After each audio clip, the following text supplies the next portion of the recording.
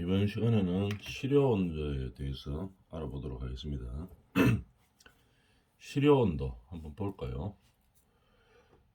체감 온도, 감각 이렇게 이야기되어 있죠. 실효 온도는 체감 온도라고 이야기할 수 있습니다.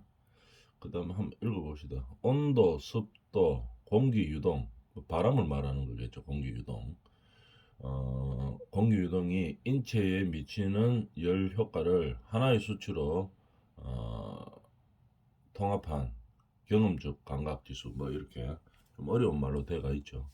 그러면은 실효 온도에 영향을 주는 것은 무엇이냐? 온도, 습도, 그 다음에 기류, 바람을 말하는 거죠. 온도하고 습도하고 기류하고 바람을 말하는 겁니다. 그러니까 실효 온도라고 하면은 우리가 실제로 사람이 느끼는 체감 온도를 이야기하는 거겠죠. 그냥 기온하고 온도하고 체감 온도하고는 좀 다르죠. 온도는 실제로 뭐 영하 10도가 될 수도 있죠. 겨울에. 근데 만약 그날 바람이 엄청나게 많이 불었다. 그리고 습도도 상당히 많이 높았다. 이래 되면은 실제 기온인 뭐 영하 10도보다 훨씬 더 춥게 느껴질 수도 있는 상황이죠. 그래서 실효 온도라고 하는 것은 체감 온도라고 이야기할 수 있습니다. 뭐 이 세 가지 온도, 습도, 기류, 바람 말하는 거죠. 이런 것들은 이 객관식 문제로 시험에 많이 나오죠. 다음 중 뭐 실효 온도에 영향을 주지 않는 요인을 찾으시오. 이러면은 온도, 습도, 기류, 다른 말로 공기 유동이라고 이야기하는데 그거 말고 다르게 뭐 하나 적어 놓은 거 이런 것들을 답으로 적으면 되겠죠. 실효 온도는 실제 온도와 다른 체감 온도, 우리가 사람이 느낄 수 있는 체감 온도라고 알아주면 되겠습니다. 그 다음에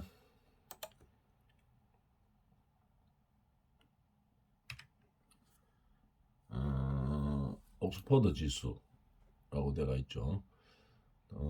석구 및 건구 온도의 가중 평균치, 평균을 말하는 겁니다. 석구 온도하고 건구 온도의 평균치를 말하는 거죠. 평균치. 공식이 있습니다.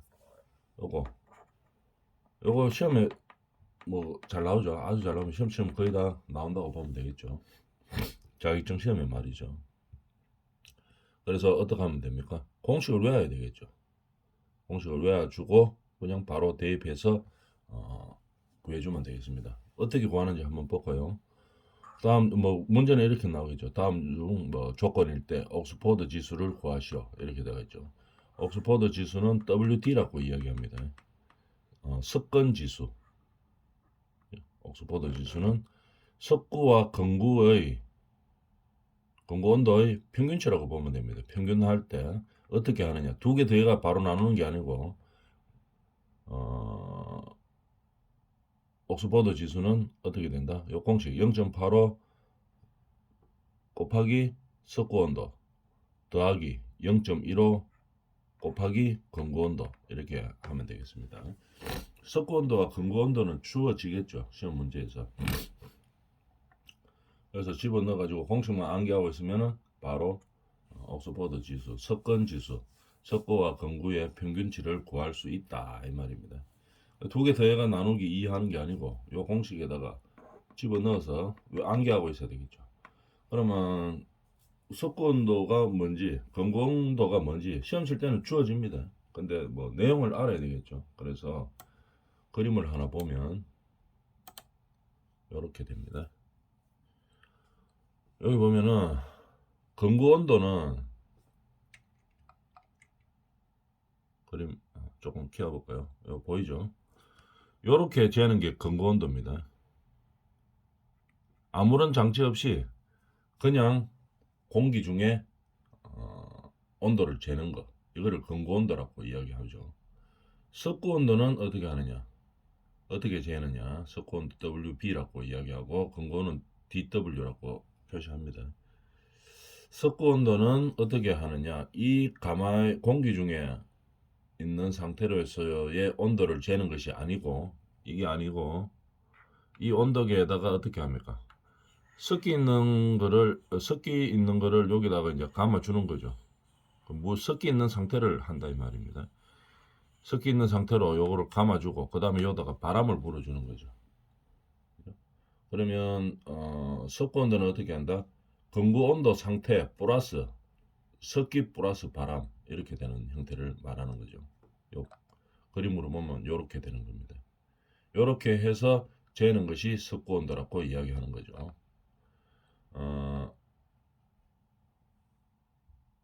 그림 보이죠? 요거 여기 섞고 온도입니다. 요게 건구 온도고 건구 온도는 뭐 그냥 아무런 장치 없이 공기 중에서 온도를 재는 거 그걸 갖다 건구 온도라고 이야기하고 섞고 온도는 뭐 거즈 같은 거 있죠. 헝겊 같은데 물을 묻혀가지고 이렇게 딱 쏴줍니다. 그래서 섞기가 있는 상태 플러스 바람까지 불어서 나오는 온도 이것을 섞고 온도라고 이야기합니다. 그래서 요 정의를 알아주고 나서 그럼 섞고 온도가 뭔지 알죠? 아까 건고 온도에다가 섞기 플러스 바람이 있는 형태로 재는 그 온도를 말하는 거죠. 0.85 곱하기 섞고 온도 더하기 0.15 곱하기 건고 온도. 아무 공기 중에 아무 장치를 안 하고 온도를 재는 거. 요 공식에다가 넣으면 옥스퍼드 지수, 섞은 지수가 나온다 이 말입니다. 자, 이렇게 하고 요 공식으로 외워줘야 됩니다. 시험에 아주 많이 나오는 형태입니다. 요거하고 옥스퍼드 지수하고 아까 전에 요 실온대 영향을 주는 요인이 아닌 것 이런 것들은 반드시 암기하고 있어야 되겠죠. 그 다음에 조명에 대해서 한번 알아봅시다. 우리는 룩스 하면서 몇 룩스 뭐 이렇게 이런 게 많이 나오죠. 근데 조명의 기준이 어떻게 되는가 한번 봅시다. 기타 작업을 할 때 근로 현장에서 75룩스 이상이 되면 됩니다. 그냥 뭐 일반 작업들 할 때 뭐 상자를 옮긴다든지 뭐 이런 작업들이 있죠. 그런 것들 할 때 75룩스 이상이 되면 됩니다. 공장에서 또는 뭐 다른 뭐 창고 현장에서 보통 작업할 때는 어떻게 150룩스 이상. 근데 이제 정밀 작업할 때도 있죠. 뭐 설계도를 그린다든지 이렇게 아주 정밀한 작업을 할 때는 조명이 룩스가 조금 올라가야 되겠죠. 300룩스 이상 잘 보여야 되겠죠. 정밀한 작업을 하니까. 그래서 정밀할수록 올라가는 겁니다. 300룩스 이상을 근로 현장에 밝기를 해줘야 된다는 얘기겠죠. 그 다음에 초정밀한 것은 좀 더 많이 높아야 됩니다. 750룩스 이상. 이것도 이제 암기하고 있어야 되겠죠. 그 다음에 조도는 이 공식으로 외우는 거죠. 조도는 뭡니까? 표면에 도달하는 빛의 밀도를 말하는 거죠. 조도를 다음 주 뭐 조도를 구하시오. 그럼 거리가 있고 광도가 있습니다. 그럼 거리 제곱분의 광도 이런 식으로 공식을 외워줘야 문제를 풀 수가 있죠. 그런데 우리가 그러면 이게 뭐 조도가 뭔지 뭐 광도가 뭔지 잘 아는 사람도 있지만 잘 모르는 사람도 있죠.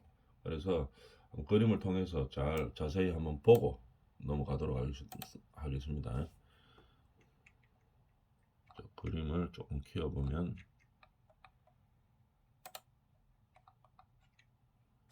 자, 이 그림 잘 보이죠? 조금 더 키워볼까요?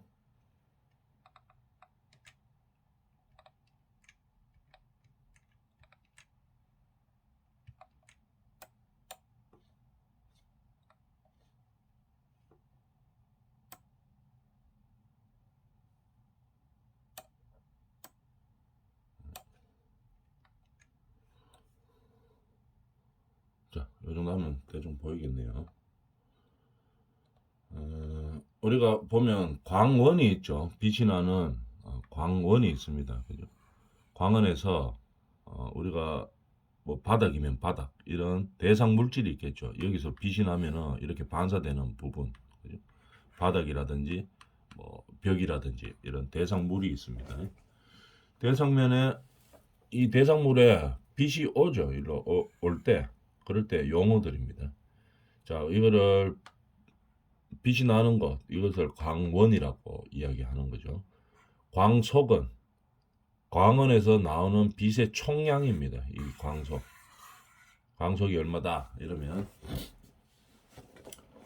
이 광원에서 나오는 빛의 총량을 말하는 겁니다. 그걸 갖다 광속이라고. 총량이죠. 총량. 그것을 광속이라고 이야기하고, 광도는 이 광원에서 빛이 나죠. 빛이 날 때 어떤 방향으로 나오는 빛의 세기를 말하는 겁니다. 그러면 일로 가는 거는 말고 이쪽으로 말하는 거, 한 방향으로, 어떤 방향으로 말하는 것을 광도라고 이야기하는 겁니다. 한 방향, 어떤 방향. 그 다음에 일로 어떤 방향으로 나오는 게 광도고, 그 다음에 어떤 대상물이 있어요. 뭐 바닥이라든지 벽이라든지 있으면은 이 광원에서 오는 빛이 어떻게 됩니까? 대상면에 도달하는 빛의 양이 있죠. 여기에서 빛난다고 해가지고 뭐 다 여기에 도달하는 것은 아니겠죠. 거리도 있고 이렇기 때문에.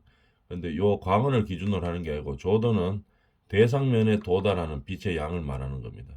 바닥 같으면 바닥에 도달하는 빛의 양, 천장 같으면 천장에 도착하는 빛의 양, 이걸 말하는 거겠죠. 그 다음에 이제 조도는 그렇게 이야기하고, 요 그림에서 보면 휘도라는 말이 있죠. 휘도는 대상면에서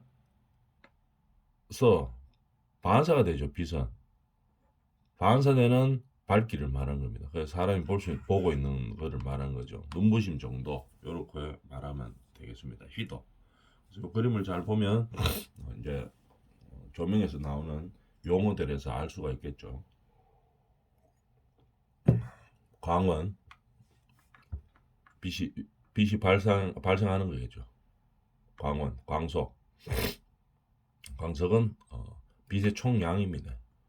광도는 어느 방향으로, 광원에서 어느 방향으로의 빛의 세기를 말하는 것이고, 조도는 대상면에 도달하는 빛의 양을 말하는 거고, 휘도는 대상면에서 반사될 때 반사되는 밝기를 말하는 거겠죠. 우리가 거실에서 거실 불을 켜면 뭐 예를 들어서 텔레비에서도 이렇게 반사가 되죠. 텔레비를 이렇게 보면은 빛이 반사가 됩니까? 반사가 됩니다. 그래서 요 텔레비라고 하면은 텔레비에서 반사되는 밝기, 휘도. 어떤 건 휘도가 높다, 어떤 건 휘도가 낮다. 이제 이렇게 이야기를 하고 있죠. 그래서 조명에 들어가기 전에 용어에 대해서, 나오는 용어에 대해서 알아봤습니다. 뭐 이건 알고 있어야지 얘기가 되겠죠. 이해를 하고 넘어가 봅니다. 그러면은 이제 공식 구하는 거, 아까 그 조도 빛의 대상물에 반사되는 거, 대상물에 반사되는 빛의 양을 구하라 이러면은 뭡니까? 그 조도는 어떻게? 거리의 제곱분의 강도를 구한다. 거리는 주어지겠죠. 몇 미터라고. 뭐 우리가 거실에서 보면 보통 한 2.5m 정도 되겠죠. 그래서 2.5 제곱분의, 그러면 강도도 주어집니다. 강도는 아까 뭐라고 했습니까? 어느 방향으로의 빛의 세기, 강도가 얼마이다 이러면 조도를 구하시오. 그럼 조도 요 공식에 넣어서 구해주면 되겠죠. 이런 식으로 공식을 암기하고 있어야지 문제를 풀 수가 있습니다. 그 다음에 이것도 마찬가지죠. 다 공식을 알고 있어야지 문제를 풀 수가 있습니다. 소요 조명은 반사율분의 소요 강속 발산도 곱하기 100 이런 식으로 나오겠죠. 소요 조명. 소요 조명은 뭐냐 하면은 다리 면적당 표면에서 반사 또는 방출되는 빛의 양입니다. 그럼 아까 우리 조도를 말할 때 어떤 대상면에서 도달하는 빛의 양이죠. 거기서 휘도 이야기할 때 어떻게 됩니까? 반사되는 밝기, 눈부심 정도를 말했죠. 그러면 그 중에서 반사가 뭡니까? 단위 면적당 표면에서 반사 또는 방출되는 겁니다. 단위 면적당. 단위 면적이 딱 주어지겠죠. 그래서 그 소요 조명 구하는 것은 어떻게 된다고? 요 공식을 암기하고 있고 넣어주면 됩니다. 반사율도 마찬가지입니다. 아까 그림에서 봤다시피 휘도를 우리가 반사되는 밝기라고 이야기했죠. 그때 반사율을 구하라. 이렇게 하면은 이것도 마찬가지입니다. 단위 면적당 표명에서 단위 면적당 하면 뭡니까? 1제곱센티미터 라든지 아니면은 뭐 1미터 제곱이라든지 이런 단위들이 있죠. 그 단위 면적당 표면에서 반사 또는 방출되는 빛의 양을 말하는 거겠죠. 그래서 이 공식을 알고 있어야지 풀 수가 있습니다. 반사율을 구하시오 이러면은 다른 것들은 주어지죠. 그래서 소요 조명분의 광속 발산도 곱하기 100이다. 이런 식으로 공식을 알면은 그냥 대입해서 소요 조명과 빛의 양이죠. 소요 조명. 그다음에 반사율, 빛의 양이죠. 둘 다. 그래서 반사율과 소요 조명을 구할 수 있다. 이런 식으로 공식을 암기를 해야 됩니다. 조명에서는. 그다음에 그거는 우리가 일반적으로 반사율을 한번 볼까요? 건물에서 주택에서 많이 사용 건물에서 최적 반사율에 대해서 한번 봅시다. 천장은 어느 정도 반사가 되는 것이 좋으느냐? 반사율이 80에서 90%가 좋습니다. 벽은 40에서 60, 가구는 뭐 25에서 45, 바닥은 20에서 40. 이 정도 반사되는 것이 가장 좋은 최적 반사율이라고 이야기합니다. 그래서 반사가 많이 되려고 하면 까만색이 반사가 많이 되겠습니까? 하얀색이 많이 되겠습니까? 하얀색이 많이 되죠. 반사가 많이 되려고 하면. 검은색은 흡수를 하죠. 빛을. 그래서 우리 주택의 벽지 색깔을 한번 봅니다. 바닥 색깔하고. 벽지가 천장은 보면은 대부분 다 흰색입니다. 하얀색. 왜 그러냐면은 최적 반사율이 천장이 80에서 90%인 것이 최적이라고 이야기하죠. 그렇기 때문에 반사가 많이 되려고 하면은 천장이 색깔이 흰색이라 해야 되죠. 그래 반사가 많이 되겠죠. 그다음 벽은 보면은 보통 천장보다 조금 더 까맣습니다. 또 어둡습니다. 그죠? 그렇지만 너무 어둡지는 않아죠. 뭐 약간 미색을 띈다든지 이런 것들이 많죠. 벽 쪽은 뭐 약간 뭐 분홍색을 띈다든지 노란색을 띈다든지 흰색보다는 조금 어두운 쪽의 색깔의 벽지를 벽에 바릅니다. 왜 그러냐면은 최적 반사율을 좀 맞추려고 하는 거겠죠. 만약에 벽이 너무 하얗게 되어 있으면은 천장지하고 똑같은 걸로 벽지를 발라 놓으면은 눈부셔 가지고 방에 잘 못 있어요. 너무 반사가 많이 되기 때문에. 근데 천장은 어떻게 됩니까? 전체적으로 집이 밝아야 되죠. 그래서 천장에서 반사를 많이 시키는 거겠죠. 벽지에도 이런 차이가 있다 하는 거 알아놔주면 되겠습니다. 가구는 벽보다는 조금 더 낮은 반사율을 보이죠. 그 다음에 바닥 보면은 우리가 바닥에 뭐 방바닥이나 저 방바닥 보면은 보통 뭡니까 뭐 데크 타일을 깔든지 저 뭐 강마루를 깔든지 아니면 뭐 장판을 깔든지 이렇게 하겠죠. 바닥은 조금 어둡습니다. 이 보면은 천장보다 벽보다 훨씬 더 어둡죠. 조금 더. 그래서 왜 그렇게 합니까? 바닥에서 너무 만약에 흰색으로 바닥을 해놨다. 눈부셔가지고 다니지도 못합니다. 이게 그 천장 색깔하고 똑같이 해놓으면. 그래서 그 반사율에 따라서 우리가 벽지나 바닥지를 선택한다 하는 거. 요거 알아놔줘야 되겠죠. 그 다음에 광속 발산비 주어진 장소와 광속 발산도의 비를 말하는 거죠. 주어진 장소와 주위의 광속이 아까 뭐였습니까? 광원에서 나오는 빛의 총량을 말하는 거죠.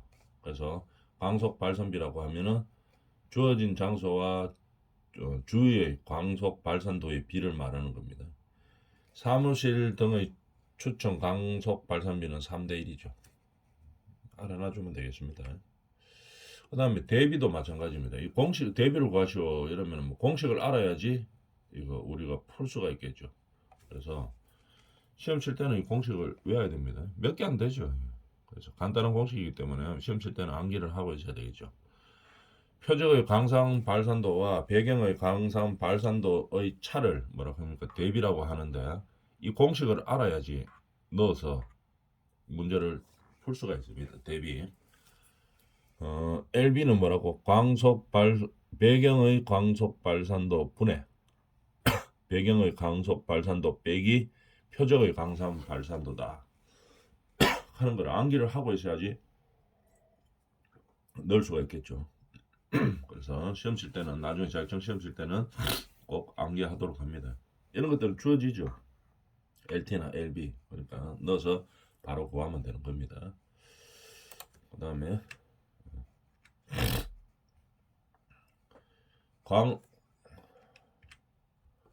조명에서 우리가 광원으로부터 직사 휘광 처리를 어떻게 하느냐. 바로 보이는 휘광, 아까 휘도하고 같은 거죠. 반사될 때 이 휘광 처리를, 눈부심을 어떻게 처리할 것이냐 이 말이겠죠. 광원의 휘도를 줄이고 대신에 수를 늘리면은 반사되는 게 좀 많이 줄어들겠죠. 그래서 눈부심이 좀 적게 될 겁니다. 왜냐하면은 한 개짜리에서 뭐 광속을 빛이 막 밝다고요. 한 개가, 조명 한 개가 한 개로 이 불을 밝히려고 하다 보니까 너무 밝게 해야 되겠죠. 근데 그러면 눈이 엄청나게 부시죠. 그거 보면은 눈 막 따갑고 눈부심이 많습니다. 근데 같은 빛을 뭐 조도를 뭐 맞춰야 된다 이렇게 되면 한 개 말고 좀 빛이 광속이 좀 약한 거를 두 개를 달아 놓으면 어떻게 됩니까? 눈부심이 덜 하겠죠. 세 개 달면 좀 더 덜하고 이런 식으로 가라는 얘기입니다. 그 다음에 광원을 시선에서 멀리 위치하면 눈부심이 적겠죠. 휘광 처리가 된다는 얘기입니다. 멀리 위치한다. 그 다음에 직성 휘광 처리를 또 휘광 주위를 밝게 하여 광원 주위를 밝게 합니다.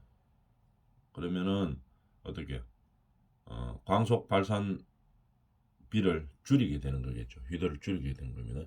광원 주위에 아까 그림 다시 한번 볼까요?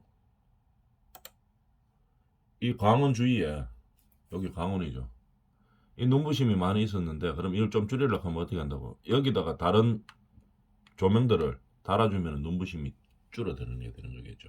하나에서만 너무 빛나면은 눈부심이 많이 있습니다. 그래서 여기다가 좀 밝게 해주는 거죠. 이쪽을 조명을 달든지 아니면은 뭐 벽지라든지 뭐 이런 걸 칠해가 좀 반사가 많이 되도록 해가지고 주변을 하여튼 밝게 하면은 눈부심이 줄어드는 거겠죠. 그런 얘기입니다. 그 다음에 가리개를 하든지 차양을 설치하면은 눈부심이 좀 적게 발생하겠죠. 그래서 우리가 뭡니까 스탠드 같은 거 그거 보면은 같은 게 다 있죠. 눈부심을 좀 적게 하려고 하는 겁니다. 그 다음에 반사 휘광 처리. 반사되는 휘광을 어떻게 처리하는가. 아까 휘도 그림에서 봤듯이 반사 휘광 처리를 어떻게 하느냐. 발광체의 휘도를 줄입니다. 휘도를 줄이면 되는 거겠죠. 반사 휘광을 좀 적게 하려고 하면. 그 다음에 간접 조명 수준을 높이는 겁니다. 간접 조명이 우리가 주택이나 이런데 좀 고급스럽게 짓는 데는 간접 조명들이 있죠. 그 모양 때문에 그렇게도 하지만 눈부심 때문에도 그렇게 많이 하는 겁니다. 방에 등 하나만 딸랑 있으면 어떻게 됩니까? 눈부심이 심해지는 거겠죠. 그래서 간접 조명으로 해서 반사 휘광을 좀 처리를 하는 거겠죠. 그 다음에 도료도 페인트 말하는 거죠. 옆에 칠 같은 거 할 때 광택이 있으면 눈부심이 심하죠. 그러니까 무광으로 처리를 해놓는다. 도료 같은 거를 그런 얘기들입니다. 그 다음에 반사광이 눈에 비치지 않게 광원을 위치한다. 반사광이 눈에 비치지 않게, 그죠? 눈에 비치지 않게 광원의 위치를 조정해 주면 되겠죠. 그러면은 눈부심이 좀 적게 되는 겁니다. 그 다음에 창문으로부터 직사 휘광 처리. 창문에 빛이 엄청 많이 들어와요. 눈부심이 심하죠. 그럴 때 이걸 어떻게 막느냐? 보통 어떻게 합니까? 창문 바깥에 차양을 많이 달죠. 뭐 주물이나 아니면은 좀 싼 거 같으면은 뭐 플라스틱 차양 이런 걸로 차양을 많이 답니다. 창문 바깥에 차양을 달거나 아니면은 창문을 좀 높게 해놔도 됩니다. 근데 모양이 좀 보기 안 좋겠죠. 그러나 휘강 쪽에서는 휘강 처리할 때는 뭐 창문을 높게 한다든지 아니면 바깥쪽에 뭐 드루기를 설치한다든지 안쪽에 뭐 저사광선을 막을 수 있는 수직 날개 뭐 브라인더 이런 거 말하는 거겠죠. 뭐 커튼 이런 것들 처리를 해주면은 직사 휘강을 처리를 할 수 있습니다. 아니면 바깥에 창문 밖에 차양을 달든지 이렇게 하면은 휘강 처리는 할 수 있는 거죠. 자, 이 시간은 여기까지 합니다. 소음 대책은 다음 시간에 하도록 하겠습니다.